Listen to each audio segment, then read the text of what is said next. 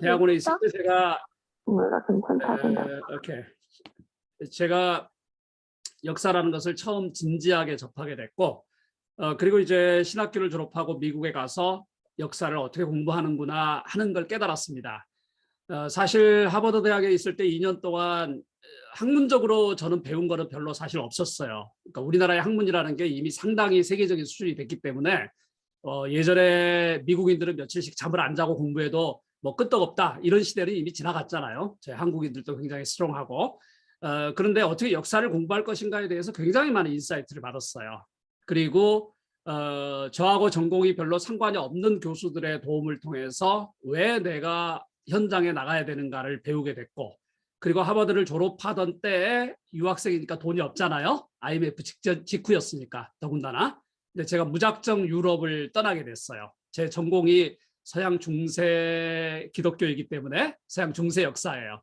그러니까 한국인이 동양인이 서양 중세 역사를 공부하러 갔다가 유럽이 아닌 미국 동부 지역에서 공부를 하고, 그게 계기가 돼서 유럽의 현장을 제가 200곳을 넘는 현장을 돌아다녔어요. 미친 듯하게.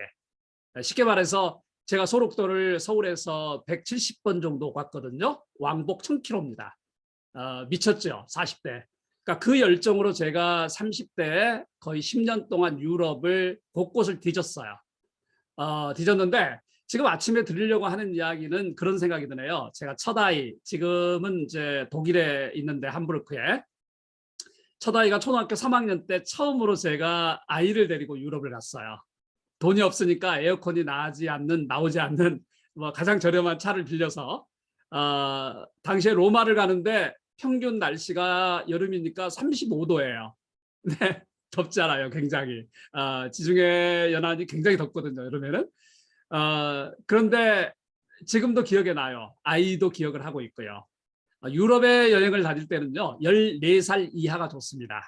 한 번은 제가 인터라켄에서 융프라우를 올라가는데 저는 돈이 없고, 그 다음에 이제 뭐 가는데 사진 찍고 연구하고 이러기 때문에 정신이 없잖아요. 근데 아이가 인터라켄에 갔는데 아빠 융프라우를 올라가고 싶대요. 뭐 누구나 다 올라가고 싶잖아요.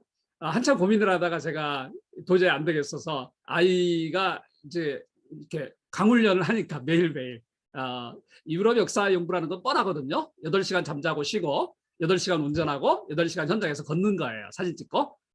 그래서 하루를 쉬는데 올라가는데 13살 이하는 그냥 무료예요. 왕복 6시간 기차를 타고 올라가는 거잖아요. 산악열차를 타고. 그런데 저만 돈을 내는 거예요. 당시 한 120 스위스 프랑을 냈는데 애는 공짜잖아요. 이 말씀을 드리는 이유가 역사 공부는 14살 이하, 그게 제일 좋습니다. 애들이 돈이 별로 안 들어요. 뭐 한국도 마찬가지지만. 그리고 아직은 애들이 수능이라든지 공부에 매진하기 전이잖아요. 근데 그게 평생을 가요. 그래서 아마 지금 나이를 쭉 들어보니까 너무너무 좋은 것 같아. 애들이 모르는 것 같아도 그게 몸에 쌓이거든요. 그러니까 우리가 뭘 먹을 때 한 끼를 잘 먹었다고 해서 살이 찌는 건 아니잖아요. 하지만은 그게 쌓이다 보면은 얘가 건강해지고 평생 얘의 캐릭터를 형성하잖아요. 그래서 아마 여러분들도 지금 나이에 사실은 애들이 얼마나 듣겠어요? 이 새벽에 일어나서. 근데 아마도 엄마 아빠들이 같이 강의를 듣고 좀 생각을 하면서 아이들에게 직접적으로 역사라는 게 무엇인가를 이렇게 쉐어할 수 있지 않나, 이런 생각이 듭니다. 제가 좀 이제 준비한 이야기를 좀 할까요? 제가 강의를 준비하면서 전문적으로 세계적인 학자를 인용한다든지 거대 담론을 인용하는 것은 별로 도움이 안 될 것 같아요. 워낙 유튜브가 많기 때문에 저보다 훨씬 뛰어난 전문가들의 개별 강의가 많아요.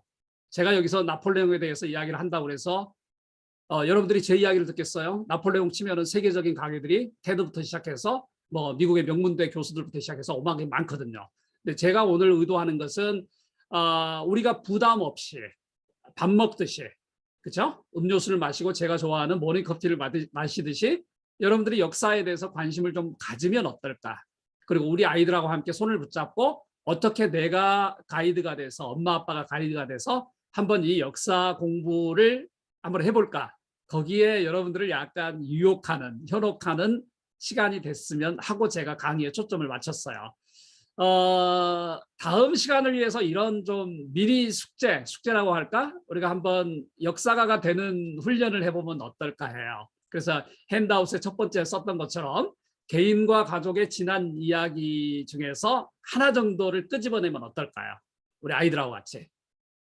그러니까 직접적으로 우리에게 정말 깊은 감흥을 주었거나 우리의 기억에 남을 만한 우리 가족의 이야기, 아니면 우리 자녀의 이야기, 아니면 우리 할머니 할아버지의 이야기 중에서 우리가 이렇게 메모러블 할 수 있는 이야기를 하나 끄집어내서 좀 정리해 보면 어떨까요?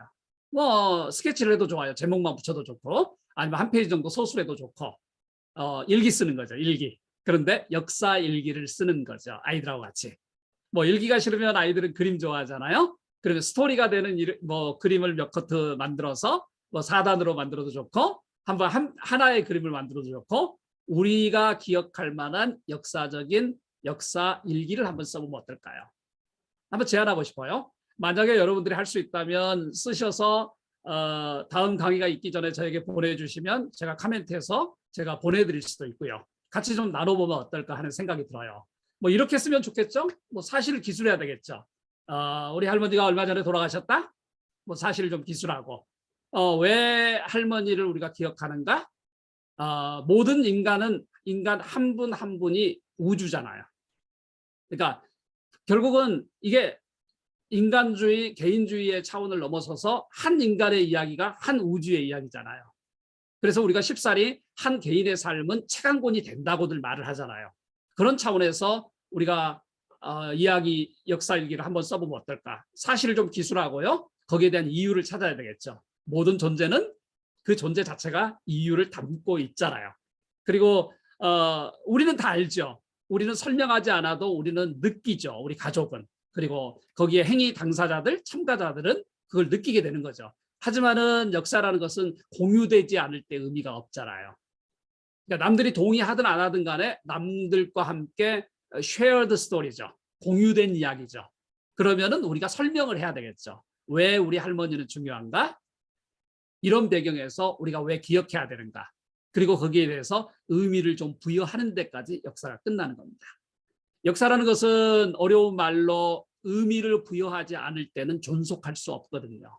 그리고 서술하고 이유를 설명하고 해석하고 거기에 대해서 의미를 부여할 때 자생력을 갖습니다. 역사라는 것은. 진리가 자생력을 갖죠. 진리는 사막에 떨어져도 죽지 않고 살아나잖아요. 우리는 종교적 신념을 그렇게 표현하잖아요. 역사도 마찬가지입니다. 그래서 혹시 여러분들이 가능하다면 부담 느끼지 말고 그냥 뭐 일주일에 1시간 정도 아이들하고 뭐 이렇게 빵 시간을 갖든지 음료수 시간을 갖든지 해서 가볍게 논해보고 한 사람이 정리하면 그게 역사가 되는 것입니다. 그래서 우리가 역사를 공부하는 것은 남이 위대한 삶을 살았다는 것을 기억하는 것 못지않게 한 우주를 담보하고 있는 내 자신과 우리 가족이 역사를 써보는 게 어떨까 하는 생각이 듭니다. 기억에 남을 만한 하나의 이야기가 어떻게 역사가 될까요? 왜 우리는 어떤 사건은 흘러보내는 대신에 왜 어떤 사건은 우리가 공유하고 가르치고 그다음에 학습 전승을 통해서 한 세대의 자산이 넘어가는 것 못지않게 요즘 한국 시장이 워낙 부동산하고 주식에 그냥 다들 이렇게 몰빵하는 사회잖아요. 굉장히 우리 한국 사회가 풍요롭지만은 이렇게 얽매여 사는 집단적인 광기를 부리는 사회잖아요. 부코의 이야기를 우리가 언급하지 않더라도. 근데 우리가 좀 더 거기서 자유로워져서 왜 어떤 개인의 사건이 역사가 될까? 뭐 이런 고민을 좀 해보는 여유를 가지면 좋을 것 같아요. 개인과 공동체의 의미의 순간이라는 게 있습니다. 그죠? 내가 하루 3끼를 먹고 화장실을 가고 누구를 만나고 정말 아이들과 시간을 보내고 의 일상적인 시간 가운데서 평범한 시간 가운데서 어떤 시간과 사건은 평생 남는 그런 사건과 시간이 있는 거죠. 우리는 교회에서 흔히 듣는 시간을 표현하는 2가지 표현. 하나는 크로노스라는 개념이 있죠. 제가 지금 강의니까 조금 이렇게 어려운 말을 쓸게요. 영어도 쓰고 그냥 쓸게요. 원래 평상시에는 이런 말 잘 안 쓰거든요. 안 쓰려고 애를 쓰거든요. 티난다고 그래서. 근데 오늘은 좀 쓸게요. 그러니까 우리가 크로노스라고 카이로스라는 개념은 우리에게 기독교인들에게는 여기 다 기독교인들이죠. 그죠? 예. 기독교인이니까 기독교 이야기는 잘 안 할게요. 오늘 자 역설적으로 하지만 필요한 것만 할게요. 자, 크로노스는 일상적인 시간이잖아요. 시간의 흐름이잖아요. 근데 모든 사람이 그걸 다 기억하진 않잖아요. 일상화되거나 일상화됐다고 해서 중요하지 않는 건 아닌데 의미가 없을 때, 그냥 너무나 평범할 때 이 뇌의 한계에는 들어왔다가 기억됐다가 사용하고 버려져야 되는 거거든요. 그래야지 새로운 게 들어오는 거죠. 고인물이 될 때는 그거는 우리가 발전을 못 하잖아요. 그렇기 때문에 끊임없는 기억의 투쟁이 이 두뇌에서 일어나는 거죠. 그리고 잔존의 투쟁이 일어나는 거죠. 그리고 거기에 각인됐을 때만 그게 역사로 자리매김하잖아요. 이때 중요한 게 평상시에 일어났던 사건 중에서 우리에게 카이로스라는 특별한 시간과 특별한 만남과 기억이라는 게 남게 되는 거잖아요. 제 인생에 있어서 가장 기억에 남는 것은 제가 초등학교 4학년 때였습니다. 제가 다른 책에서도 올해 준비하고 있는 책에서도 좀 개인 이야기를 할 예정인데 저희 어머님은 평생 혼자 사셨어요. 굉장히 사정이 있었어요. 저희 사남매를 키우셨는데 40대 후반에 우리 어머님이 좀 정신이 나가신 거예요. 삶의 무게가 무거웠던 거죠. 그리고 그때 이제 옛날 이야기다, once upon a time 이렇게 옛날 이야기 그렇게 흘러가잖아요. 죽을 병에 걸리셨고 장례식을 잡고 그런 와중에 우리 어머님이 하나님을 어느 새벽에 종소리를 듣고 찾아갔어요. 시골교회에서. 그리고 2달 동안 피 튀기는 영적인 투쟁이 있었어요. 제가 초등학교 4학년 말이었습니다. 저에게는 너무나 힘들었고 아마 우리 어머님이 없었다면 저는 없었어요. 어머님이 계셨어도 제가 고학을 했기 때문에 어머님이 없었으면 저는 아마도 지금 오늘 제가 없었을 거예요. 근데 그런 어머님이 2달 동안의 피 튀기는 영적 투쟁을 통해서 나으셨어요. 살아나셨어요. 문자 그대로. 정상인이 됐어요. 사람이 됐어요. 저는 그게 그 2달의 경험이 초등학교 4학년 때 너무나 강인했기 때문에 저는 아무것도 모르고 서원을 시작한 거예요. 우리 어머님을 살려주신 그분. 나는 그분이 뭔지도 몰랐어요. 자, 그 사건이 저에게는 하나의 제 10대의 카이로스였어요. 누구나 그런 경험이 있지 않겠어요? 그게 경제적이 됐던 종교적이 됐던 학문적이 됐던 심리적이 됐던 누구나 그런 경험이 있어요. 그게 역사가 되는 거예요. 거기에 대해서는 우리는 그 이야기를 살려야 되잖아요. 그러니까 나무를 키우듯이 닭 한 마리를 부화시켜서 계란을 얻을 때까지 키우듯이 우리는 키워야 되잖아요. 거기에 의미를 부여하죠. 기억해 주는 거죠. 역사는 기억할 때만 남는 거잖아요. 때로는 기록해 주는 거죠. 되게 재밌는 게 한 공동체와 개인의 의미의 순간과 사건이 있는데 거기에 대해서는 우리는 사실은 당장 그 사건이 일어난 것은 시간의 흐름이 지나지 않고서는 잘 알지 못해요. 그래서 역사가들은 흔히 최소한 30년 정도가 흘렀을 때 우리는 역사적인 평가를 합니다. 어제 일어난 일을 역사라고는 하진 않아요. 최소한 30년 전에. 쉽게 말하면 우리 어르신들이 삼김시대라는 용어를 아시잖아요. 삼김시대는 삼김시대를 정리할 수 없어요. 삼김이 지나가고 나야지 정리가 돼요. 그래서 역사가들은 흔히 one generation, generation은 30년이잖아요. 30년이 지나갔을 때 우리는 역사라고 표현을 하고 역사적인 정리를 합니다. 당사자의 직접적인 객관적인 주관적인 개입이 약해졌을 때, 끊어졌을 때 그때 드디어 우리는 역사라는 테이블에 올려놓고 조감하고 요리하고 의미를 부여하게 되는 거죠. 그런데 되게 재미있는 건요. 우리가 이 한 사건의 의미와 연결고리, 우리가 어려운 말로 나비 효과까지 관찰하고 성찰할 수 있기까지는 긴 시간이 걸립니다. 원 제너레이션이 걸리는 것 같아요. 요셉이 구덩이에 빠졌어요. 요셉이 구덩이 그렇게 굉장히 잘난 체하고 자랐잖아요. 요셉이. 우리 아빠는 내 거야. 우리 형제들 게 아니고 내 거야. 나만 이렇게 꽃가 옷을 입어. 이렇게 하다가 어느 날 구덩이에 빠졌어요. 절망의 나락에 빠진 거죠. 그리고 정말 당시에 정말 이렇게 머리에 뿔 달리고 예전에 우리 빨갱이 기억나시죠? 우리가 어릴 때 들었던 빨갱이는 사람이 아니고 괴물인 줄 알았어요. 나중에 알고 보니까 사람이더라고요. 코도 있고 눈도 있고 그래요. 이 괴물에 해당되는 이집트에 팔려갔어요. 그 어린 요셉이 나중에 국무총리가 되고 민족의 지도자가 될 거라고 생각했을까요? 생각 못했을 것 같아요. 그걸 깨닫는 데는 긴 시간, 최소한 30년의 시간이 지났습니다. 필요했습니다. 그게 역사인 것 같아요. 그런데 말이죠. 인간은 역사를 미리 볼 수 없기 때문에 되게 답답하지만 모든 의미 있는 사건과 인카운터링, 만남에는 나비 효과라는 게 있습니다. 우리는 단지 30년 늦게 그걸 깨닫게 되는 거죠. 그래서 우리는 오랜 시간이 지나고 나서야 거기에 의미를 부여하고 의미의 연속성을 느끼고 나비 효과를 파악하게 되는 거죠. 우리는 신학자들이나 우리 신앙인들은 이것을 하나님의 섭리가 작동하는 원리라고 표현을 하는 거죠. 근데 우리가 이 역사를 공부할 때 신앙인들이 되게 힘들어요. 기독교인들이 역사 잘 못해요. 종교인들이. 왜? 우리는 역사로 분석하고 이해하기 전에 믿어버리거든요. 고민을 안 하거든요. 그게 문제예요. 그래서 의외로 기독교인들이 역사의식이 되게 박한 거 아시죠? 저도 교회를 다니는데요.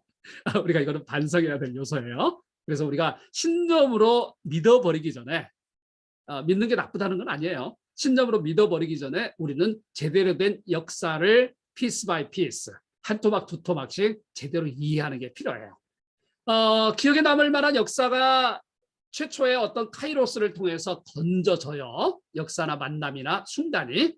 그리고 우리는 거기에 의미를 부여하고 우리를 해석하고 설명을 해요. 하나 더 남아있죠. 역사가 되기까지는.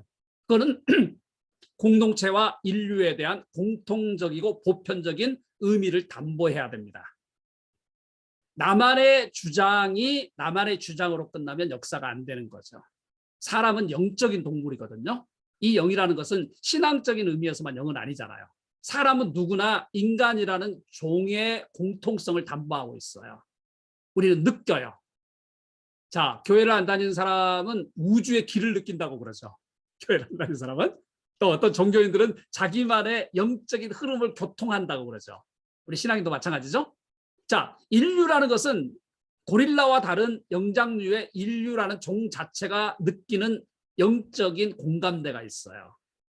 자, 역사도 마찬가지예요. 역사는 내 주장에서 끝나는 게 아니라 타인들과 함께 내 이야기를 나눴을 때 sympathy, 공감대를 형성하는 게 진짜 역사의 자리로 남게 되는 것입니다. 자, 제가 여기에서 역사가 공감대를 형성한다고 했을 때 이거는 긍정과 부정을 다 포함하는 거예요. 자, 트럼프 대통령을 여러분들 좋아하시는지 모르겠지만 저는 개인적으로 저는 취향은 아닙니다. 하지만 트럼프를 따르는 사람도 있죠. 그것도 역사가 될 수 있죠. 나중에 잠깐 이야기하겠지만 히틀러도 마찬가지죠. 하이 히틀러 하면서 지금도 나치주의, 네오나치즘을 추종하는 사람이 있죠. 이들도 나름 역사를 가지고 있어요. 우리는 때로 이것을 흑역사라고 부릅니다. 흑역사. 자, 혹시 히틀러 좋아하시는 분 뭐 오해하지 마세요. 그냥 샘플로 제가 말씀드린 거예요. 자, 정상적인 역사, 흑역사, 왜곡된 역사. 우리는 가치 평가를 담고 있지만 그런 것들이 인간에 잔존되고 있고 누군가와 공감을 이렇게 누릴 때 그게 진정한 역사로 되고 있습니다. 역사를 연구하다 보면 되게 재밌는 것 중에 하나가 역사뿐만이 아니라 사람의 캐릭터를 보면 명사보다 중요한 게 형용사인 것 같아요. 그죠? 형용사. 좋은 역사. 신앙인들이 다 좋나요? 사실은 뭐 우리 다 알잖아요. 신앙인들 중에 질린 신앙인들도 있죠. 좋은 신앙인들도 있는데 질려버린 신앙인들도 있죠. 세상 사람 사는 게 다 마찬가지인 것 같아요. 그래서 형용사가 중요한 것 같아요. 우리는 누구나 명사를 추구하죠. 근데 정말 중요한 것은 별로 의미도 없고 맨날 명사를 꾸며줘야 되잖아요. 형용사는. 제가 아침부터 너무 썰렁한 개그를 했나요? 근데 a good man 할 때 우리는 다 명사를 추구하는 인생이지만 정말 중요한 건 형용사거든요. bad man, good man. 제일 쓸모없는 게 관사인데 하지만은 정말 아름다운 게 형용사잖아요. 그죠? 관사가 없으면 명사를 지시할 수 없어요. 명사의 단수 복수를 정해주는 게 관사거든요. 명사를 꾸며주는 게 형용사거든요. 그죠? 그래서 우리에게는 형용사 같은 삶이 어쩌면 필요하지 않는가 하는 생각이 들어요. 역사 이야기를 조금 더 들어가 볼까요? 역사 이해 소재가 뭐죠? 뭐가 역사를 어떻게 우리가 봐야 되는 거죠? 저는 여기서 크게 오늘 세 가지 보이지 않는 유산이 있습니다. 그러니까 역사하면 그냥 이야기만 생각하는데 역사는 굉장히 포괄적이에요. 보이지 않는 유산, 안 보이는 거, 인물이나 사건이죠. 제가 여기서 몇 가지 제가 이야기를 해놨는데 자, 우리는 워낙 거대한 담론을 좋아하니까 알렉산더 대제 제가 굉장히 좋아합니다. 아이 미안해요. 이런 말 해볼까요? 어떻게 그렇게 젊은 놈이 어떻게 그렇게 젊은 놈이? 알렉산더 대제가 30살 때 죽었잖아요. 그죠? 그러니까 336년에 BC에 태어나서 이게 지금 한 30살 어간에 죽게 되거든요. 알렉산더 대제가. 근데 연표가 조금 잘못됐네요. 자, 알렉산더 대제가 어떻게 20대에 그렇게 제국을 이끌고 30대에 인류가 만들어낸 것 중에 가장 넓은 엠파이어를 형성했어요. 인도까지 와요. 인도까지. 당시에 인도까지 대상이 있거든요. 그러니까 신라에서 남인도까지 갔듯이. 그죠? 당시에 이집트, 유럽, 어떤 크레센트, 그 다음에 인도 북부까지 쳐들어와요. 자, 그 방대한 네트워크와 언어와 헬레니즘이라는 문화와 이런 것들을 만들어낸 게 알렉산더 대제잖아요. 어마어마하죠. 알렉산더 대제는 기독교와 아무 상관이 없는 사람이었어요. 지금 우리가 말하는 크리스천리티가 나오기도 전이었으니까, 300년 전이었으니까. 그런데 문제는 그게 다 연결이 되잖아요. 그리고 신학에서는 알렉산더 대제가 없었으면은 예수 그리스도의 사역이 그렇게 단시간에 전 세계적으로 전방위적으로 확산될 수가 없었어요. 한마디로. 그래서 우리가 알렉산더를 공부하는 거예요. 알렉산더 개인의 위대함도 있지만은 알렉산더가 미친 장구한 세월과 영향을 알기 때문에 우리는 알렉산더를 역사적 인물로 보고 우리는 보이지 않지만 그를 연구하는 거예요. 나폴레옹은 어때요? 제가 레미제라블 여러분 아시죠? 지금 뮤지컬이 25주년 넘어서 이제 또 25주년, 10주년, 25주년 뭐 이렇게 나오거든요. 제가 거의 암기하다시피 레미제라블을 이렇게 듣고 있는데 맨날 저는 그냥 기분이 안 좋으면 레미제라블 틀어놓고 있어요. 한번 보세요. 너무 멋있어요. 장 벌장 다 알잖아요. 우리가 삼총사보다 더 재미있는 것 같아요. 노틀담의 곱추 다 빅토르 휴고가 썼잖아요. 나폴레옹은 들어 어떤 인물이기에 우리가 그렇게 기억하죠? 그리고 그 시대를 왜 우리는 끊임없이 반복하죠? 나폴레옹이 없었으면 우리가 알고 있는 사상적 근대의 사상적 혁명이 일어났을까요? 우리 다 알잖아요. 자유라는 의미, 평등의 의미, 그다음에 관용, 톨레랑스, 관용의 의미. 이걸 만들어냈기 때문에 우리는 나폴레옹이라는 인간을 알게 되는 거죠. 그리고 더 중요한 것은 그 시대를 동시대를 같이 살았던 빅토르 유고. 지금 돌아가신 지 200년이 훨씬 넘었는데 대단하잖아요. 노틀담의 곱추는 우리 다 알잖아요. 제가 파리 노틀담을 되게 좋아하거든요. 불탄 이래로는 못 갔는데 다시 또 가고 싶어요. 너무나 좋은 어떤 문화의 역사의 삶의 공간이잖아요. 그걸 다 담아내서 시대를 이야기한 거잖아요. 역사를 열심히 공부해야지 사실은 우리 기독교인들도 위고 같은 사람이 나옵니다. 저는 우리 기독교 아이들을 그런 생각이 들어요. 역사 이야기는 아니지만 신앙이 좋게 키우는 것은 중요하죠. 근데 그게 다가 아니었으면 좋겠어요. 저도 미국의 홈스쿨링도 많이 경험을 하고 저희 친구들이 미국에 많은 이런 류의 학교들의 관리자들이 좀 있거든요. 뭐 교장들도 있고. 그런데 참 아쉬운 게 지금 여러분이 시도하고 있는 것 중에 적지 않는 기후가 그냥 좋은 신앙인, 그냥 보수적인 신앙인을 키우는 게 목표인 분들도 의외로 많아요. 나쁘진 않아요. 근데 저는 그거보다 한 걸음만 더 나가면 어떨까 해요. 신앙은 기본이 돼. 그 교집합이에요. 합집합이 아니에요. 위고 같은 시대 정신을 담아낼 수 있는 아이들을 키워낼 수 있을까 없을까는 또 다른 차원의 문제예요. 자, 홈스쿨링을 한다는 것은 제가 좀 잘 모르니까 혹시나 그냥 마음에 걸리는 걸 넘겨버리세요. 홈스쿨링을 한다는 것은 대단한 신점이 아니고서는 힘들어요. 제가 프린스턴에서 공부할 때 루터란의 지금 아주 유명한 지도자가 하나 있는데 그 친구는 애가 5이었어요. 홈스쿨을 시켰어요. 저는 상상이 안 됐어요. 저는 뭐 아이들 케어를 잘 못하기 때문에 새 키우기도 그냥 저희는 헛걱거렸는데 5명을 다 홈스쿨을 하는데 너무너무 잘하는 거예요. 신념이 강한 사람들이죠. 홈스쿨은. 그 다음에 열정이 있는 사람들이 홈스쿨을 하는 거죠. 그리고 정말 누구보다 아이를 사랑하는 거죠. 근데 정말 거기에서 한 단계 더 나가서 할 수만 있다면 이 시대를 담보해낼 수 있고 어떻게 보면 휴머니티를 담보해낼 수 있는 아이들을 키워내는데 조금 더 신경을 쓰면 어떨까 하는 생각은 들었어요. 히틀러도 마찬가지죠. 히틀러는 어떻게 보면 반면 교사지만 20세기에 인류의 양심을 깨웠던 역할을 했죠. 히틀러가. 저는 히틀러를 긍정으로 보는 건 아니에요. 히틀러의 제3제국은 굉장히 사실은 고민을 많이 제시한 인물이에요. 깊이 안 들어갈게요. 우리나라의 임진왜란도 마찬가지죠. 임진왜란의 충격이라는 것은 이후 500년의 한국인들의 자의식을 깨치는 계기가 됐을 수도 있어요. 이수신이라는 한 인물을 만들어냈거든요. 우리도 할 수 있다. 왕이 정신이 나가고 왕이 미치고, 그죠? 정말 정승들이 미쳐도 개인이 살아남으면 12척으로 나라를 지킬 수 있다는 긍정의 신념을 주기도 했잖아요. 그러니까 이런 것들, 보이지 않는 것들이 역사의 소재가 되는 거죠. 사건이, 인물이, 만남이 역사의 소재가 되는 거죠. 사실 하나하나가 워낙 중요하고 할 일은 많지만 그냥 넘어가죠. 역사라는 게 보이지 않는 유산이 될 수도 있다. 두 번째는 역사는 되게 재밌는 거는 보이는 유산이잖아요. 그게 재미잖아요, 역사에. 보이는 유산은 우리가 건축물이 될 수도 있고, 건축물도 100년 정도가 넘어야 되겠죠. 요즘 한국 개신교가 정부에 의해서 문화재로 많이 선정이 되고 있죠. 그리고 문화재 보존의 지원을 받고 있죠. 그게 시간이 필요한 거예요. 저희가 어릴 때만 해도 교회가 굉장히 분노해서 정부에 항의를 많이 했죠. 왜 불교는 많이 투자하고 왜 다른 종교는 많이 정부 지원을 하는데 기독교는 지원을 안 하느냐, 이런 우리가 불평을 많이 했던 시절이 있었어요. 근데 그 2008년 정도에 이제 정부의 시책이 공적으로 세워진 거예요. 기독교도 교회도 100년 이상의 역사를 지녔기 때문에, 지닌 건물들이 이제는 나타나기 때문에 기독교도 정부 예산으로 지원할 수 있는 근거가 된 거예요. 이거는 시대의 문화의 흐름이에요. 그래서 우리가 때때로는 우리의 바람 플러스 공적인 논의와 합의가 필요한 과정을 거쳐야 되는 거예요. 지금 다행히 감사한 것은 정부 예산이나 지자체 예산들도 기독교와 관련된 문화재 보존과 이런 스토리텔링에 많이 기여를 하고 있죠. 이게 보이는 유산이에요. 건축물, 조각, 그림이라든지, 그렇죠? 이걸 보러 가는 게 이제 재미가 있는 거죠. 여러분들이 유럽에 가게 되면은 정말 볼거리가 너무너무 많잖아요. 이렇게 생각해 보시면 어때요?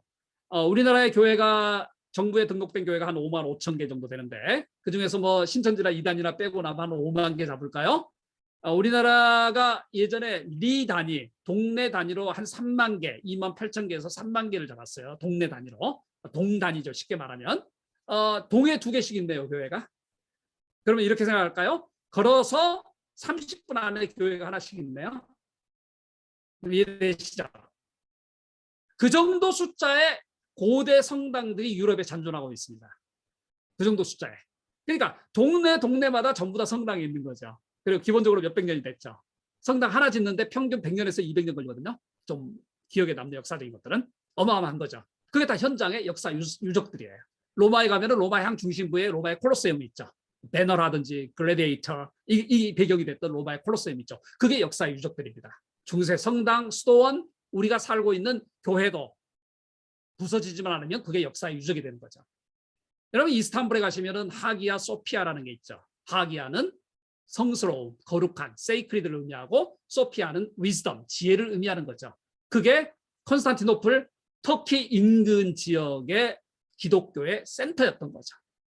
예전에는 지금처럼 로마 교황청만 있는 게 아니라 이게 워낙 유럽과 아프리카가 방대하기 때문에 5개의 센터가 있어요. 그중에 바티칸은 하나였어요. 그리고 동방에 우리가 흔히 말하는 비잔틴 제국의 핵심은 콘스탄티노플이었어요. 그게 지금의 이스탄불이죠. 거기 가면은 2000년의 역사가 있어요. 거기 가면 수많은 왕들의 이야기, 평민들의 이야기, 순교자의 이야기, 신학자의 이야기, 성도들의 이야기가 있어요. 이게 보이는 유산이에요. 제가 되게 좋아하는 반고흐, 반고흐 다 아시잖아요. 저희 아이들이 그림을 좋아해서 제가 한때 첫 아이를 데리고 암스테르담에서 아르까지 한번 다녔던 적이 있어요. 제가 젊었을 때는 돈이 없었는데 열정은 대단했던 것 같아요. 뭐 굶어가면서 다녔는데, 암스테르담에 가면은 렘브란트하고 반 고흐의 그림들만을 가지고 있는 뮤지엄이 따로 있거든요. 렘브란트 뮤지엄이. 저는 못 들어갔어요. 비싸가지고 돈이 없어서. 그리고 나서 나중에는 이제 아르는 저기 프랑스 남부 지역에 있거든요. 남부 지역에 지중해 연안 도시인데 아르리니까 저 말세유 바로 위쪽에 정신병원이죠. 지금은 그냥 카페로 바뀌어 있죠. 그래서 반 고흐를 이해하려고 한참 돌았던 적이 있어요. 그러니까 역사의 위치다 보면은 한 주제에 빠지게 돼요. 제가 마틴 루터 종교개혁자, 마틴 루터에 빠져가지고 마틴 루터와 관련된 도시를 한 40개 정도를 돌았어요. 마틴 루터가 화장실에 간 데까지 다 갔어요. 쉽게 말하면 뭐 지방에 가면은 영어도 안 통하는 데가 많은데 예전에 배운 뭐 독일어 그냥 손짓 발짓 다 해가면서 불어하면서 그냥 한 40개를 본 적이 있어요. 되게 재밌었어요. 그러니까 반 고흐도 마찬가지였죠. 근데 반 고흐의 시대를 보면서 반 고흐와 고갱의 이야기를 보고 그 시대의 고민을 보고 기독교인은 뭘 했는가? 왜 마던 유러피안 크리스천어티는 그 시대에 그렇게까지 셋백했는가? 뒤로 물러설 수밖에 없었는가? 이런 많은 이야기를 현장에서 하게 된 거죠. 절대 테이블에서 데스크에서는 이런 이야기가 나오지 않아요. 현장으로 가셔야 됩니다. 그래서 역사의 소재는 보이지 않는 것도 있지만 보이는 게 중요하죠. 세 번째로는 가장 중요한 것은 현장이죠. 그 자리에. 자, 부활절이나 순환절에 많이 부르는 너 거기 있었는가라는 찬송이 있죠. 거기 너 있었는가 그때에. 저는 이게 역사를 보여주는 키라고 봐요. 너 거기 있었는가. 우리는 현장에 가면은 제가 어떤 점쟁이도 아니고 제가 영빨이 있는 사람도 아닌데 우주의 기와 현장의 기를 제가 느껴요. 현장에 있으면. 자, 좀 그냥 아침에 웃으라고 너무 진지해서 다들 제가 웃으라고 말씀드리는데 현장은 대단한 곳이에요. 역사의 2000년의 트램블링, 떨림이라는 게 거기 있어요. 터칭이 거기 있어요. 현장에. 보이지 않는 인카운터링이 있어요. 미켈란젤로가 트래플에 그렸던 이거 있죠. 이거 손가락. 신과 아담의 미팅, 인카운터링이죠. 만남. 그게 현장이에요. 유산이 깃들어 있어요. 그래서 저는 여러분들이 역사는 이렇게 듣는 게 아니고요. 나가셔야 됩니다. 당장 보따리 싸들고 이제 걸어야 됩니다. 나서야 됩니다. 제가 10년 넘게 사역했던 관련해서 일했던 손양원의 이야기가 깃들어 있는 여수 애양원. 아마도 우리나라의 지난 150년의 역사 이야기 중에 가장 잘 보존된 곳이 여수 순천 지역이고요. 그중에 가장 잘 현장 학습을 할 수 있는 것이 여수 애양원입니다. 거기에는 나환자의 이야기, 한센인들의 이야기, 손양원의 이야기, 어떤 기독교의 이야기, 가슴 아픈 사람들의 절규 지금도 남아 있습니다. 그런 데를 가보셔야 됩니다. 그리고 거기에서 많은 설명을 듣는 것도 중요하지만 내가 느껴야 됩니다. 그게 역사의 소재들인 것 같아요. 보이지 않는 이야기, 보이는 이야기, 인물, 그다음에 현장이라는 게 역사인 것 같아요. 여러분들께 역사 공부를 하나 제안해 보는 건 어때요? 자, 이게 미국에서 많이 쓰는 방법인데 우리나라는 주로 요즘은 많이 변하고 있지만 질보다는 우리는 양으로 때우잖아요. 양으로. 그냥 빨리 양으로. 이게 우리나라잖아요.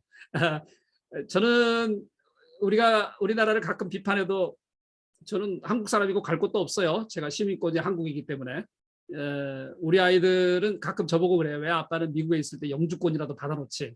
저희 첫아이가 그러더라고요. 그러니까 첫아이는 미국에서 쭉 자랐는데 제가 공부하던 보스턴하고 프린스턴에서 자랐는데 한국에 적응을 못했어요. 첫아이는. 둘째도 마찬가지고. 셋째만 되게 좋아해요. 한국 문화를. 딸아이인데 첫아이는 너무 힘들어했어요.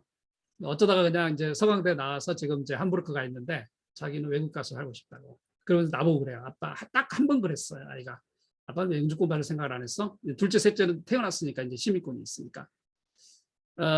제가 무슨 이야기를 하려다가 그렇게 했죠? 저는 근데 한국 사람이에요. 근데 저희가 한국을 가끔 이렇게 웃으시라고 농담 삼아서 그냥 이렇게 비평적인 이야기를 해도 뭐 어떡하겠어요. 저의 전데 그게.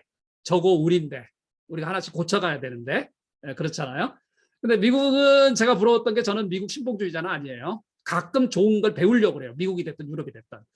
미국에서는 애들 중1 때부터 라이팅 숙제를 내주잖아요. 라이팅. 근데 우리 같은 경우는 뭐 한 달에 한 권씩 읽고 레포트를 에세이를 써야 되잖아요. 근데 미국은 한 학기에 한 권을 줘요. 그게 C.S. 루이스의 나니아 연대기 1권을 중1 때 보통 줘요. 그러고 나서 걔들이 그걸 뭐 150페이지도 안 되는 펭귄 시리즈의 책을 뭐 일주일에 읽잖아요. 그리고 레포트 쓰면 되잖아요. 우리 같은 경우는 성질이 급하니까 한국인들은. 근데 그 애들은 한 학기 내내 읽혀요. 그리고 챕터 한두 개 레포트를 쓰게 하고 본인 이야기를 하게 해요.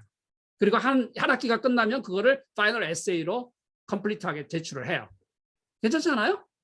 근데 제가 아이들을 한국에서 이제 영어도 가르치고 하면서 학부모들에게 그렇게 하면 학부모들은 견딜 수가 없어요. 에이, 뭐 한 주에 한 권도 아니고 한 학기에 한 권? 이게 우리나라의 교육이에요. 쉽게 말하면. 저는 여러분에게 다행히 역사 공부는 지금 내일 당장 시험 봐서 수능을 봐야 되지 않기 때문에 여러분에게 제안하고 싶은 것은 한 학기에 하나 정도 주제를 가지고 아이들하고 역사 공부를 하면 어때요? 절대 욕심 부리지 말고요. 자, 이번에 우리가 빅토르 휴고를 해볼까? 나폴레옹을 해볼까? 알렉산더를 해볼까? 이수신을 해볼까? 왜? 이수신도 한국 이거 다 아시죠? 이수신 때 그 계기를 통해서 기독교라는 크리스천어티라는 이름이 처음 들어와요. 한국에, 조선 땅에. 1613년에 천주실의라는 게 한국어의 발췌본으로 반 페이지 정도 들어옵니다. 1613년에 지봉유설에. 그리고 이게 그 전에 임진왜란 때 일본의 사제들과 컨트랙이 맺어지는 거죠.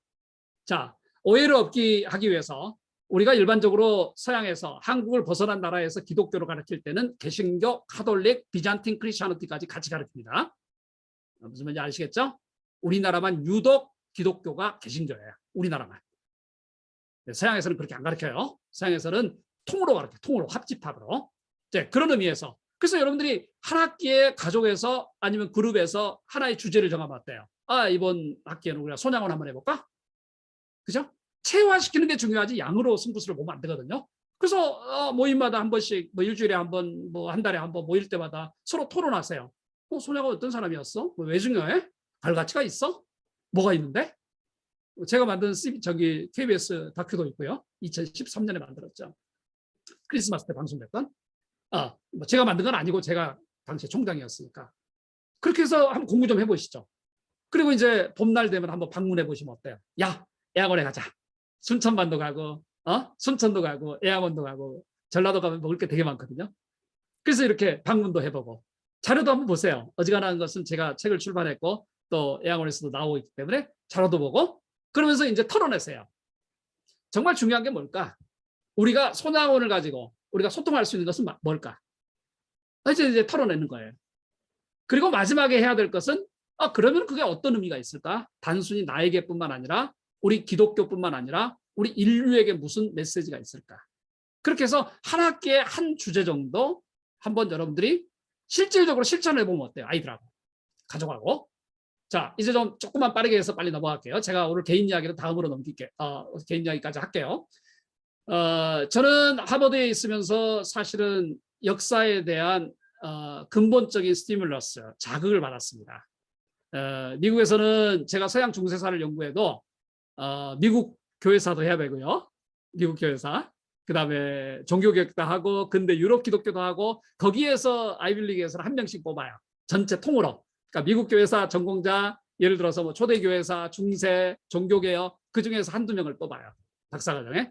그러니까 다 공부를 해야 돼요. 그래서 미국 교회사를 이제 공부를 하는데 되게 인상적이었던 거는 하버드 대학의 데이비드 홀이라는 교수가 있었는데 한 학기가 끝났어요. 한 학기가 끝나고서 끝날 시점에 학생들을 다 하루 동안 시간을 내라고 하더니 보스턴 전체에 미국 기독교의 흔적을 보여주는 투어를 본인이 하셨어요. 멋있지 않아요? 감탄을 안 하시는 것 같은데 굉장히 멋있잖아요. 노신사가 그때 이 양반이 전립선 암이 있어서 별로 몸도 안 좋았는데 학생들을 다 부르더니 보스턴에 가면 레드 라인에 히스토리 트레일이 따로 있어요. 그거만 따라다니면 그냥 미국 역사가 다 돼요. 보스턴이 얼마만큼 중요하냐면 1950년까지 미국에서 출간된 책의 50% 이상이 보스턴이라는 도시에서 다 나와요. 그러면 이제 중요성이 이해되시죠? 지금은 뭐 보스턴이 저리 가 있죠. 뭐 맨하탄, 워싱턴에 다 있기 때문에 LA 정도에. 근데 1950년까지만 해도 미국의 정신적인 센터가 보스턴이었단 말이에요. 그러니 얼마나 많은 이야기, 미국의 건립 이야기, 미국의 초기 천교도 이야기, 얼마나 많은 이야기가 있어요. 그것을 하루 종일 교수가 돌아다니면서 설명을 하는 거예요. 의미를 부여하는 거죠. 보스턴 퍼블릭 라이브러리는 왜 중요하고 여기 주막은 왜 중요하고 바는 왜 중요하고 그렇게 하루를 보내줬어요.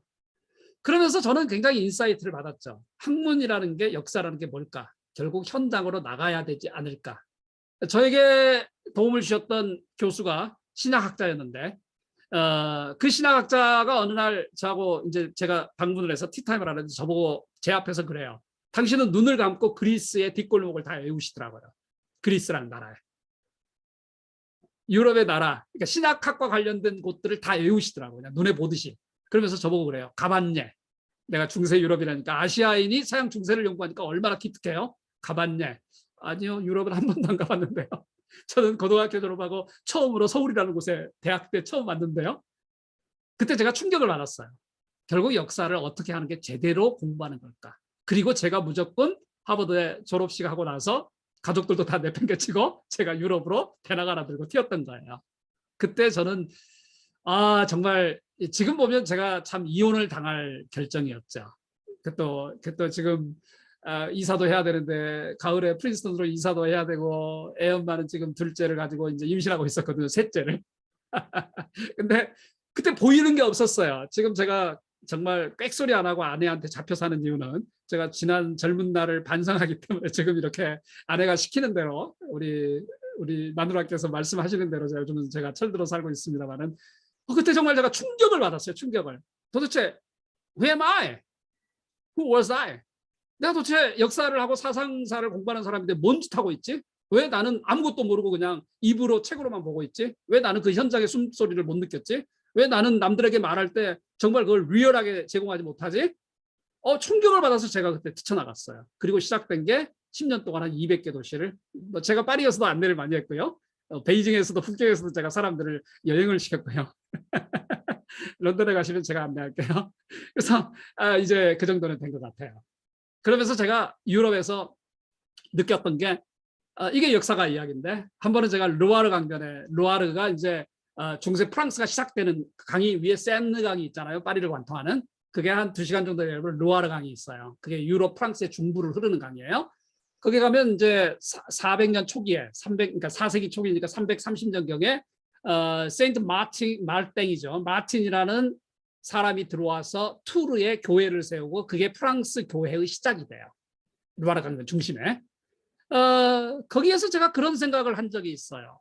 어느 정도 이제 저는 유럽 전공자니까 그 시대에 제가 6세기, 7세기, 8세기가 대추 전공이거든요. 그런 질문이 들었어요. 그러니까 Who am I죠? Who am I? 이게 레미제라블에 나오는 노래예요. Who am I? 이게 레미제라블에 나오는 아주 가운데 토막이에요. 내가 누군가? 한국인, 역사학자, 젊은 사람, 나름 깡이 있는 사람. 그때 저에게 어떤 충격적인 질문이었어요. Who are you? 그때 제가 한국 기독교를 고민하게 된 거예요. 저는 키아츠를 세워서 지난 18년 동안 200권이 넘는 한국의 원자료들을 다 한글, 영어, 중국어로 번역하고 수많은 책들을 써내고 마치 누가 보면 제가 한국 기독교 전문가인 줄 알아요. 제 책을 많이 읽고 전 세계 아이빌리그를 비롯해서 수많은 대학들이 수십 권씩 제 책을 구입해서 그냥 지금 나가고 있어요. 쉽게 말하면. 근데 그 사역의 동기가 내가 루아르 강변에서 받았던 질문이에요. 네가 누구냐? 네가 이렇게 유럽의 수많은 연구를 하고 하는데 결국은 너가 살아왔던 토대와 네 민족과 네 나라의 역사는 어떻게 되느냐? 그 질문을 제가 받은 거예요. 그것도 아이러니컬하게 루아르 강변에서 고대 교회에서 제가 묵상하다가 받은 거예요. 그리고 나서 제가 졸업하고 보통 박사학위를 하면은 이제 그걸 가지고 잡을 얻거나 그걸 가지고 이제 책을 내거나 하잖아요. 저는 그냥 팽개치고 제가 제 박사학위 논문을 다시 보게 된 거는 지난 몇 년 전이었어요. 박사학위 논문 상당히 괜찮은 논문이었는데 15년 만에 제가 다시 올해 아마 책으로 나올 거예요. 올해 책들이 나올 건데 그리고 나서 제가 한국 기독교를 시작했던 거예요. 역사라는 것은 사람을 바꾸는 힘이 있어요. 그게 저는 역사가기 때문에 그랬는지 모르겠지만은 여러분들이 아이들하고 같이 현장에 나가게 되면은 삶을 바꿉니다. 신앙 못지 않습니다. 거기에 신앙은 교집합으로 핵심 파운데이션이죠. 그게 중세 신비주의자 에카르트가 말했던 그룬트, 토대라는 거예요. 신앙은 그룬트가 돼야 되는 거지. 신앙이 리브스. 그러니까 이파리까지 다 되고 줄기가 되고 그건 아니에요. 그거는 교조주의예요. 교조주의. 독트리니즘에 빠지는 거예요. 그건 아니잖아요. 제가 틀렸나요? 그 그룬트예요. 그룬트. 그라운드. 파운데이션이지 신앙이라는 것은. 그리고 그 위에서 아이가 무성하게 자라기 위해서는 제가 처음에 말했던 우리는 핵심만 잡되 아이들을 자유롭게 키우는 정말 이미지네이션을 가질 수 있는 그죠? 그렇게 해야 된다고 저는 봐요. 제가 그렇기 때문에. 그리고 제가 한국에 들어와서 고민했던 게 한국 기독교의 대동여지도였어요. 자, 김정호 선생님이라는 영화는 나와 있으니까 아이들하고 한번 보면 좋을 것 같아요. 시간이 되시면. 김정호 선생님. 자, 이분이 대동여지도를 만드셨잖아요. 이게 이 김정호 선생님이 물었던 질문이 제가 물었던 질문이 김정호 선생님이 물었던 질문하고 똑같아요. 너는 누구냐는 거지. 우리 어른들이 역사와 관련해서 해줘야 될 것은 우리 아이들에게 우리는 김정호 선생님 같이 길맥과 수맥과 그죠? 산의 위치를 보여주는 사람이 돼야 될 것 같아요. 아이들에게.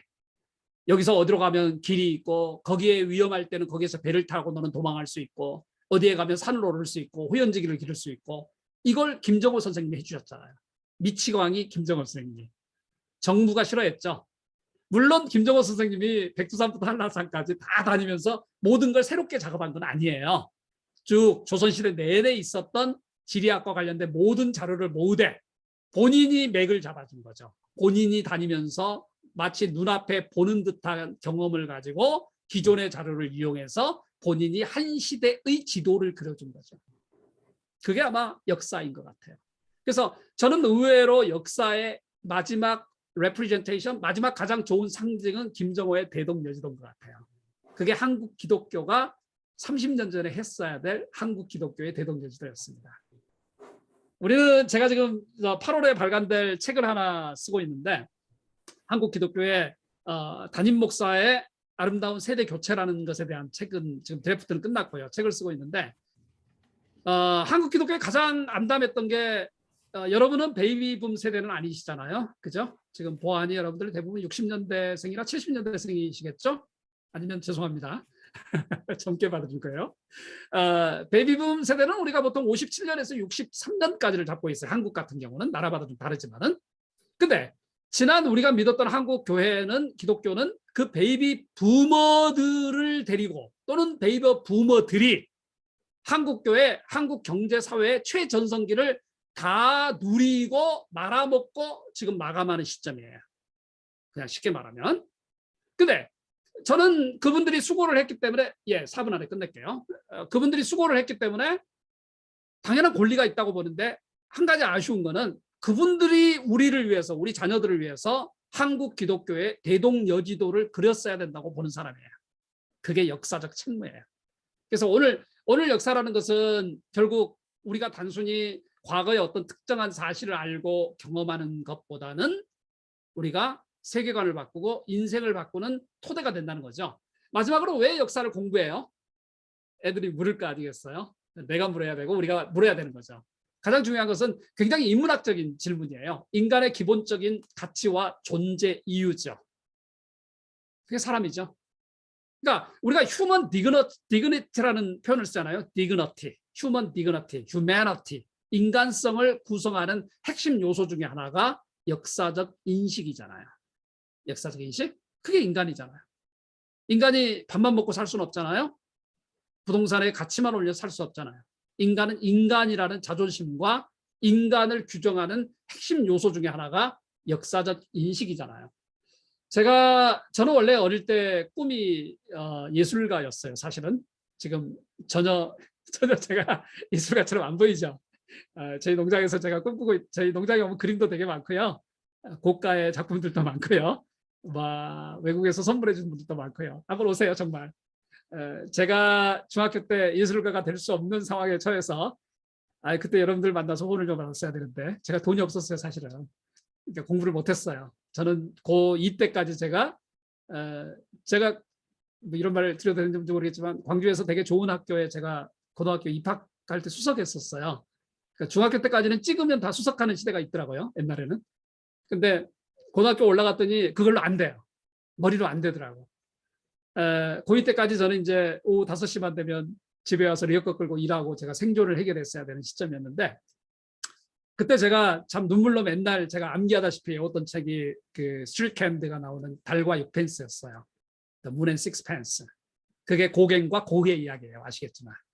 거기에 주인공 이름이 스트리트랜드. 그게 스트리트랜드가 아마 고갱일 거예요. 지금도 좋아해요. 그래서 제가 렘브란트 뮤지엄에서 아들까지 우리 아들 핑계대고 돌아다니는지 몰라요. 고갱의 유명한 그림 중에 한번 올려봐 주실래요?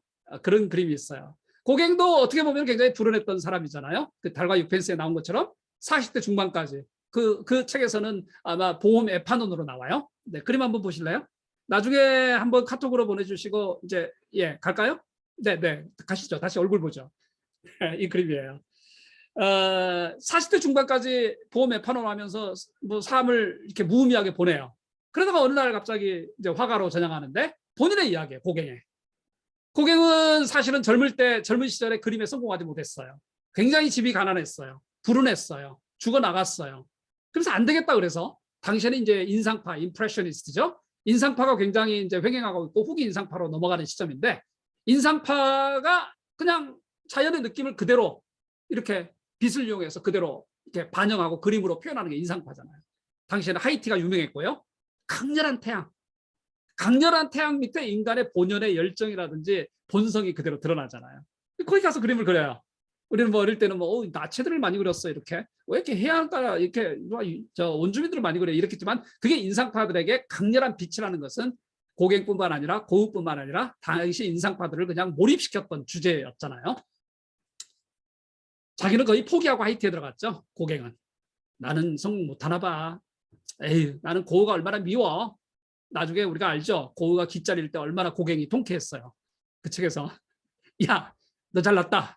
너는 맨날 천재인데 너 귀없는 네가 고흐가 이렇게 귀 이렇게 잘라가지고 붕대에 있는 그림 기억나시죠? 아 너는 귀도 없는데 이제 이제 너보다 나아. 뭐 이런 심정을 느낄 정도로 이제 자포자기의 상태에서 하이티에 들어가서 그렸던 그림 중에 하나가 이 그림이에요. 우리는 어디에서 왔는가? 저는 이 그림이 굉장히 많은 우리에게 메시지를 전달하는 것 같거든요. 역사와 관련해서 어디에서 왔는가? 그렇죠? 여러분 어디서 오셨어요? 나는 어디에서 왔어요? 우리는 무엇인가? 후에 말이죠. 우리는 무엇인가? 우리는 어디로 가는가? 이 질문을 보면 원근법도 잘 안 맞고요. 이 그림 보면은 뭐 이런 게 다 있어 하지만은 고갱을 오늘의 고갱으로 자리매김했던 그림이에요. 그리고 이후 수십 점의 명작이 나왔고 이 사람의 터닝 포인트가 됐던 그림이 바로 이 그림입니다. 저는 우리 아이들에게 역사를 공부하면서 이런 그림의 한 컷을 우리 인생에 끼워 넣을 수 있다면 오늘 제가 여러분하고 역사 이야기를 하고 앞으로 2번 더 할 이야기가 성공하지 않을까 그런 생각이 드네요. 나중에 친구에게 보낸 편지를 통해서 고갱은 이런 이야기를 했다 그래요. 지금까지 그렸던 어떤 것보다도 뛰어날 뿐 아니라 앞으로도 이를 능가하거나 비슷한 작품은 결코 그릴 수 없다고 믿네. 나는 죽음을 앞두고 모든 열정을 쏟아 최악의 조건에서 고통받으며 정열을 불태워 이 작품을 그렸어. 우리가 역사를 공부하는 이유는 세상을 평가하고 좋은 공적인 유산을 후손들에게 인류에게 물려주는 것도 중요하지만은 내 개인의 삶에 있어서 한 폭의 한 컷의 아름다운 그림을 그려내는 것도 역사를 공부하는 아주 중요한 것이 아닐까요? 저에게는 하나의 과제가 있습니다. 2년 전에 저희 어머님이 소천하셨어요. 평생 건강하시고 질병 하나 없으시고 45년의 인생은 되게 힘들었고 아마 당대 어느 어머님이 겪을 수 있었던 아마 최악의 the worst life를 살았지만 나머지 45년에 예수 믿고 누구보다 행복하게 사셨던 저희 어머님. 그렇지만은 그냥 한마디로 말해서 저희 어머님의 이름 석자는 한국 정부 기록물에 존재하지 않습니다. 여기까지. 제가 어머님이 돌아가시면서 충격을 받았어요. 충격이라는 오늘 이야기를 많이 썼는데 그냥 제가 열정적인 이야기를 나누고 있는 거예요. 제가 역사가입니다. 저는 저희 어머님의 이야기를 가지고 지금 책을 준비하고 있습니다. 풀어내야 되겠어요. 제가 기억해 주지 않으면 우리 어머님의 삶은 nothingness, 무로 돌아갑니다. 역사라는 게 그런 것 같아요. 역사라는 것은 거대 담론을 제가 오늘 쭉 이야기를 했는데 알렉산더 이야기, 나폴레옹 이야기, 거대 담론을 이야기했는데 마지막 우리가 종착점, 역사 연구의 종착점은 내 가족의 이야기, 나의 이야기에 한 컷을 장엄하게 아름답게 소박하게 공감을 느끼게 남겨주는 게 마지막 미션인지도 몰라요. 여러분들 육부작으로 편성됐던 미국의 루트, 뿌리라는 대하 역사 드라마 아시죠? 흑인들의 이야기, 뿌리. 아주 이게 고답적인 이야기라서 애들은 못 봤을 수도 있는데 만약에 좀 지루하지만 애들을 잘 꼬드겨가지고 뿌리라는 드라마를 한번 보시면 어떨까요? 넷플릭스나 뭐 디즈니 플러스 가면 쉽게 검색할 수 있지 않을까요? 그게 역사입니다. 그게 반향을 일으킵니다. 인생을 살다 보면은 젊을 때는 거대 담론을 이야기하지만은 나이가 들고 성숙할수록 미세 이야기로 가잖아요. 감동의 이야기로 가잖아요. 그게 어찌 보면은 최근에 제가 가끔 즐겨보는 인생은 아름다워라는 영화가 있죠. 나중에 한번 영화 이야기만 하고 싶은데 인생은 아름다워라는 이야기를 그냥 혹시 부부끼리 앉아서 언제 케이크 하나 사다 놓고 커피 한잔 하시면서 한번 보시죠. 상당히 좋습니다. 그걸 볼 수 있다는 것은 우리가 이제는 성공과 이제는 자존심을 넘어선 성숙의 단계에 인생을 성찰하게 되는 시점에 도달했다는 걸 의미하는 것 같아요. 그래서 한번 여러분에게 적극 권합니다. 역사는 그래서 공부하는 것 같아요. 나를 찾아가는 여행 아닐까요? 우리 기독교인들에게 제가 역사를 공부하는 이유 중에 하나만 더 말씀드리고 싶은 것은 인생의 균형추 역할을 하는 상식과 인식의 평등 기준선이에요. 평등 기준선. 여러분들 다들 주식하고 계시죠? 대부분 홈스쿨링 부모님들은 주식 안 하나요? 주식을 하시게 되면은 보통 15일 평균선, 150일 평균선 이런 이야기를 해요. 주식의 이렇게 등락을 말하는 데 있어서 평균선. 그 평균선이라는 것은 시대의 지침선이 되는 거예요. 기독교의 역사 인식은 신학의 평균선을 정해주는 것입니다. 그래서 역사가 필요합니다. 기독교인은 역사와 신화의 이 혼돈 영역 사이에서 지내거든요. 자, 조금 오해가 없기를. 기독교인은 하늘과 땅 사이에 애매모호한 상황에서 보내는 경우가 굉장히 많아요. 혹시 여러분 순복음 교단에 속한 분들은 더해요. 그거 팩트입니다. 그러니까 이게 현실도 모르고 하늘도 모르는 어정쩡한 상태에서 사는 경우가 되게 많아요. 기독교인들. 그 균형을 잡아주는 게 역사입니다. 조금 더 이야기할까요? 가장 위험한 것은 확증 편향적인 신앙에 들어가면 안 되거든요. 확증 편향 아시잖아요. 나는 윤석열이 좋아. 윤석열을 칭찬하는 뉴스만 듣는 거야. 계속. 그러면 AI는 알고리즘에 따라서 그것만 계속 우리에게 줘. 나는 이재명이 좋아. 그럼 이재명만 좋은 것만 계속 방송을 해. 김어준부터 시작해서. 그럼 나는 그냥 윤석열을 악마고 나는 이재명은 또 악마고 이렇게 되는 거예요. 이게 확증 편향이라는 거잖아요. 지금 한국의 개별 단체에서 통계는 안 내봤지만 제가 생각하기에는 가장 심각하게 확증 편향증에 빠진 게 기독교인들입니다. 어쩌다 그렇게 돼버렸어요. 그거를 지금 우리 홈스쿨 하시는 분들은 지금 좀 민감한 이야기지만 아침부터 확률이 대단히 높습니다. 빠질 수 있는 확률이.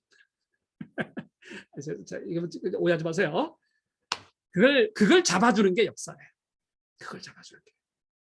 예전에는 말이죠. 2000년의 근대 종교에서는 이게 미안합니다. 신들의 싸움이었어요. 야훼의 신과 이게 뭐죠? 바알의 신들의 싸움이었어요. 자, 종교사적으로 이야기하는 거예요. 고대 때는 그랬어요. 우리 왕이 위대하다. 우리 왕은 태양을 멈추고까지도 니네들 다 죽여버릴 수 있다. 이게 신들의 싸움이라고 불러요. 그리스 로마 시대도 마찬가지고. 자, 중세로 와볼까요? 중세는 교황권과 왕권의 싸움이었죠. 야, 자식아 나한테 와서 무릎을 꿇어.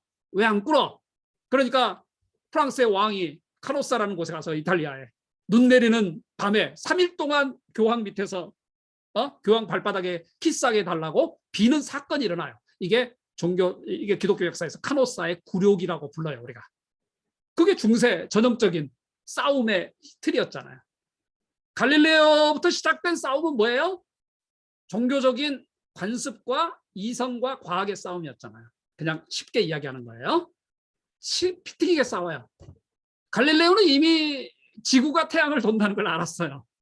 근데 교회 법정에서 갈릴레오는 파문을 당했어요. 파문의 위협을 당했어요. 파문이라는 것은 네가 길을 가다가도 죽어도 nobody cares. 아무도 신경 안 쓴다는 게 파문이에요. 그렇기 때문에 갈릴레오는 그냥 자기가 잘못했다고 자기가 과학적인 실험이 틀렸다고 말하고 나왔죠. 나오면서 우리는 그에게 위안을 줬죠. 그래도 지구는 돈다. 그죠?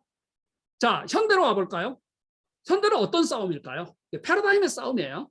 현대는 상식과 종교적 통념 사이의 싸움이죠. 자, 싸움을 붙인다면은 이게 세계적으로 보수적 기독교가 풀어야 될 과제 중 하나입니다. 역사를 공부하는 이유는 그런 것 같아요. 자, 지금은 우리 한국 기독교가 굉장히 보수적이라고 비평을 받기 때문에 우리가 기독교의 원초적 힘을, 그룬트에 해당되는 원초적 힘을 우리가 세워나가기 위해서는 상식을 담보하는 기독교가 돼야 될 것 같아요. 되게 좀 유치한 이야기인데, 커먼 센스. 이게 18세기 스코틀랜드에서 일어났던 common sense realism이라는 것입니다. 이게 뭐냐면 종교개혁이 일어났을 때 기독교, 개신교의 이름으로, 카톨릭의 이름으로, 이단의 이름으로 서로 치고받는 싸움이 100년 동안 이루어져요. 100년 동안. 그러면 그게 유럽 근대의 종교전쟁이에요. 그 유럽의 100년의 종교전쟁 때 수백만 명의 사람들이 죽어가요. 누구의 이름으로? 하나님의 이름으로. 이거는 중세 십자군 운동이 이슬람과 기독교와 싸웠던 거하고 괴를 달리해요. 그죠? 괴를 달리해. 근데 이 싸움이 일어나요. 근데 종교인들이 이 싸움을 해결을 못해.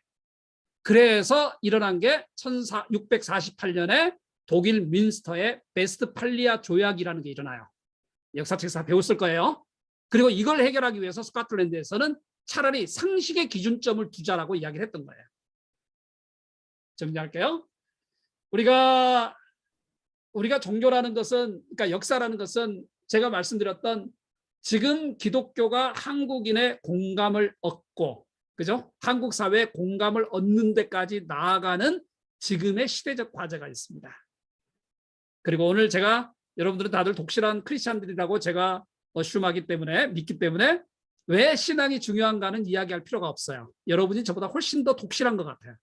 그죠? 그건 기본이에요. 그건 교집합이에요. 단지 우리가 역사라는 것은 우리의 합집합을 넓혀가는 굉장히 유용한 도구라는 거죠. 그래서 우리는 현장으로 나가고 역사를 공부해야 된다는 거죠. 오늘 어쩌다 보니까 뭐 역사의 소소한 재미보다는 굉장히 그냥 거대 담론을, 역사가 우리에게 어떤 충격을 줄 수 있고 우리의 삶을 바꿀 수 있고 우리의 세계관까지, 우리는 기독교적 세계관을 잘 아시죠? 저도 젊어서 거기에 몰빵해가지고 20대를 보냈던 사람인데 그건 기본인 거고요. 그리고 어디 안 가요. 하지만 거기에 머물러 있으면 우리는 애어른이 되는 거죠. 그래서 한번 고민해 볼 수 있는, 그리고 거기에 역사가 기여할 수 있는 것 같아요. 오늘은 여기까지 이야기할까요? 좀 시간이 길어서 미안합니다. 여기까지 할게요. 오늘. 여러분들 시간이 혹시 되시면 질문 한두 개 받고, 또 제가 편하게, 제가 혹시 뭐 동의하지 않는 것도 말씀해 주셔도 좋고요. 괜찮아요. 소통이니까. 그다음에 그래야지 또 다음 시간에 제가 좀 준비할 수 있겠죠? 감사합니다. 네, 감사합니다. 네, 혹시 질문 있으신가요? 네, 질문 있으신 분들은 네, 순민 선생님, 네, 손 드셨습니다. 네, 오늘 강의 감사합니다. 저는 역사에 대해서 전혀 무지한 엄마예요. 저희 중고등학교 때서 저희 역사를 발목을 잡는 과목 중에 하나에서 그래요? 한국사도 세계사도 네, 너무 싫어. 암기 과목이기도 하고 암기도 잘 못하는 머리가 똑똑하지 않아서 역사 선생님들의 잘못이었습니다. 그런 와중에 이제 홈스쿨을 올해 이제 시작해서 하고 있는 상황인데 어떻게 아이들에게 이걸 가르쳐야 되는 거냐면 막막하긴 한데 오늘 조금 강의를 통해서 조금 힌트를 얻었던 것도 있었는데 궁금한 거는 여러 역사들이 있는데 그걸 시대순으로 공부하는 게 좋을지 아니면 산발적으로 이제 발췌해서 이제 한 역사를 집어서 이렇게 하는데 근데 그러면 앞뒤를 또 알아야 되니까 이게 시대순이 맞는 건지 그래서 한 사건을 또 이렇게 해야 될지 아니면 한마디로 사건으로 공부해야 될지 아니면 인물로 공부해야 될지 시대순으로 공부해야 될지 그렇게 어떤 식으로 정해서 공부를 들어가는 게 좋을지가 조금 궁금해졌어요. 저 통사는 기본적으로 반대하고요. 통사는 시대순 이렇게 딱 연대기적으로 하는 건데 그건 반대입니다. 재미없어요. 재미없고 지겨워요. 애들이 뭐야 이거 이럴 것도 많고 연대하고 인물이 워낙 많이 나오거든요. 그렇게 하지 마시고 지금 만약에 우리 순미 선생님께서 아이들이 좋아하는 주제가 있다면 그러니까 선생님 몇 개 던져줄 수도 있죠. 야, 뭐 기독교 인물 중에도 많으니까 뭐 손양호를 할까? 뭐 누구를 할까? 조지 뮬러를 할까? 예를 들어서 아니면 누구를 할까? 그러니까 조금 떨어진 사람 지금 근대 인물 말고 야 우리 저 C.S. 루이스를 한번 해볼까? 위대한 역사 문학가니까 이렇게 해서 한 인물이나 사건을 정해서 거기를 파보고 옆으로 새끼치기를 하면 어떨까요? 그게 좋을 것 같아요. 자, 오늘 빅토르 유고 선생님이 선생님이 빅토르 유고 이야기를 하더라. 이미 돌아가셨지만 프랑스 혁명을 해볼까? 프랑스 혁명 중에 위고를 통해서 위고는 아버지와 아들이 프랑스 혁명이 직접 프랑스 혁명을 전다 봤거든요. 그러니까 지금 빅토르 유고는 당시에 프랑스의 국가 정신하고 휴메니티를 가장 리얼하게 그렸던 상당히 그 시대로는 지금도 공감이 되는 주제를 다뤘거든요. 그러면 유고를 공부하다가 노틀담의 곱추를 공부를 해요. 예를 들어 주제를 잡아요. 노틀담이 뭘까? 성당이 뭘까? 왜 성당을 지었을까? 그 시대에 왜 사람들이 봉기를 했을까?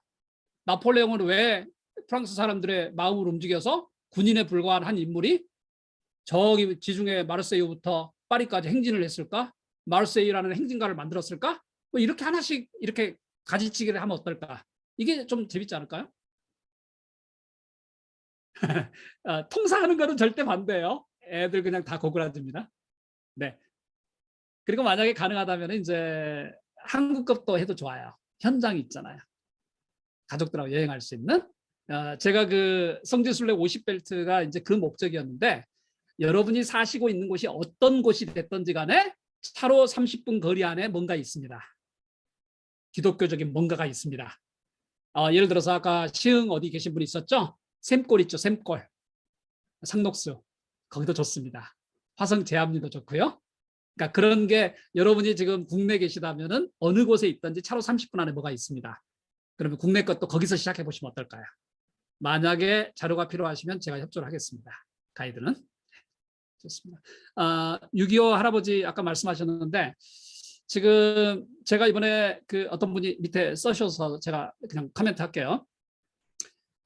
제가 지금 쓰고 있는 8월에 나올 책들의 이야기가 그러니까 한국 교회를 비평하는 문제도 있지만 분석이에요. 50년부터 2020년까지 한국 교회가 어떤 상황에서 어떻게 대응해 왔고 뭘 잘했고 뭘 못했는지를 쭉 분석한 책인데 그리고 거기에 대표적으로 이제 1세대 성장기에 사역했던 목사 한 분, 그 다음에 후반기에 지금 사역하고 있는 목사 한 분, 이분들의 이야기를 제가 들려주는 식으로 책을 썼어요. 들려주는 식으로. 그래서 오히려 이러면 어떨까요?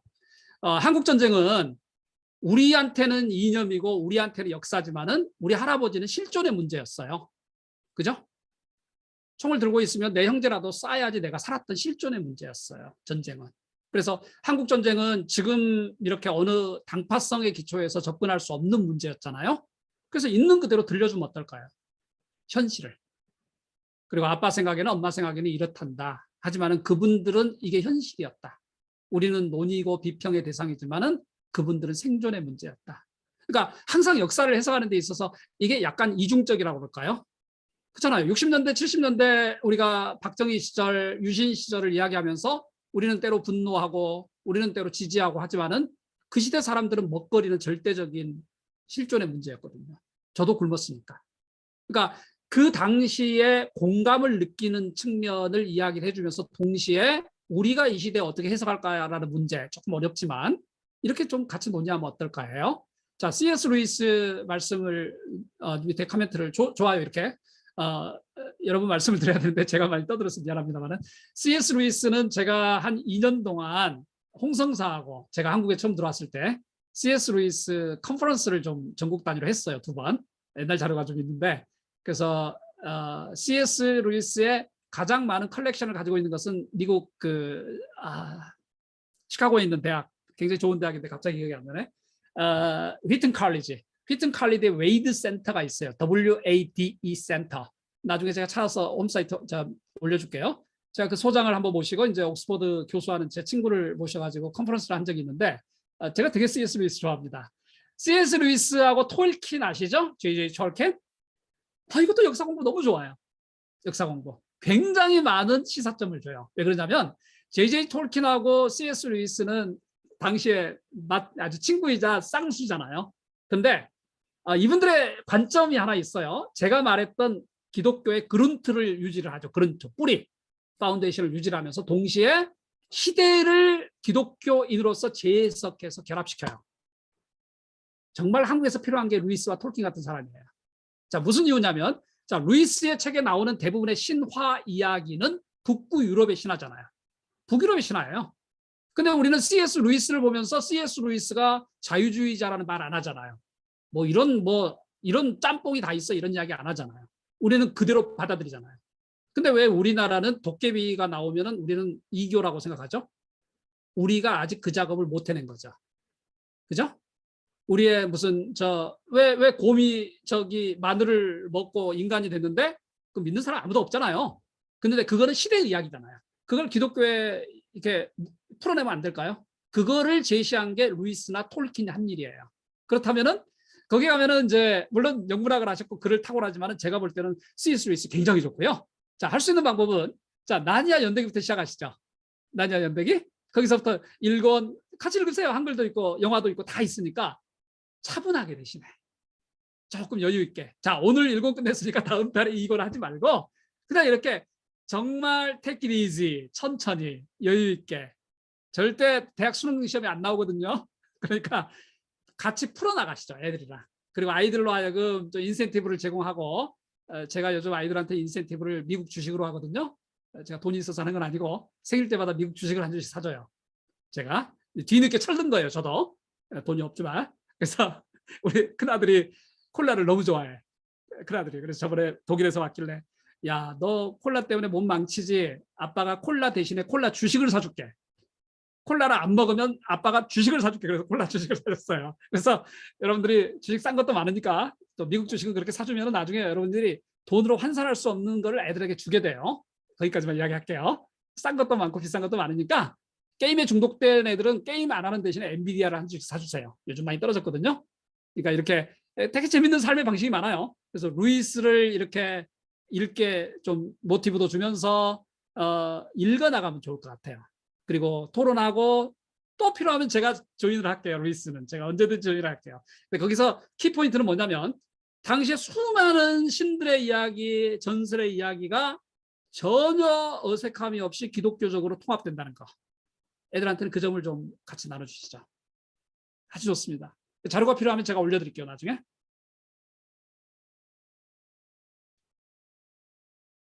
오늘 아침부터 별 이야기를 다 했습니다. 주식 이야기도 하고 저도 인생을 50을 넘게 살다 보니까 이제 좀 철이 들어가는 것 같아요. 그래서 저희 농장은 제가 여기 제 연구소고요. 우리 키아츠 직원들은 서울에서 열심히 연구하고 있고요. 저는 요즘 먹거리로 학원을 합니다. 영어 학원을. 모르셨죠? 영어 학원을 하는데 제가 제일 잘하는 게 영어더라고요. 그래서 한 2년 전에 제가 평생 아내에게 이렇게 월급을 갖다 준 적이 없어요. 저는 페이스 미션이라는 망상 가운데 살아온 사람입니다. 근데 한 가지 뒤늦게 깨달은 거는 그러니까 페이스 미션을 통해서 키아츠가 지금까지 한 40억 정도를 이렇게 모빌라이즈를 했더라고요. 전문적으로는 앵벌이라고 부르고요. 아침에 쓸 용어는 아닌데 그냥 그렇게 국내외 제가 돌아다니면서 후원 받아서 200권이 나오는데 책 평균 1,000에서 2,000만 원, 3,000만 원 들거든요. 한 권이 나오려면. 잘 안 읽으니까 사람들이. 그러니까 도서관용이잖아요. 저희가 내는 책들이.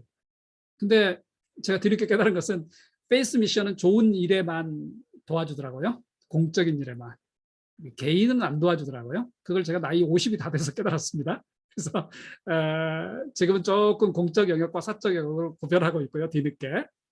이 농장은 되게 좀 넓어요. 어쩌다가 이제 얻게 됐는데 빚은 갚아야 되지만 여러분들 오시면 제가 건강하게 맛있게 대접해 드리겠습니다. 시간이 많이 지난 것 같은데 정리하시거나 말씀하시죠.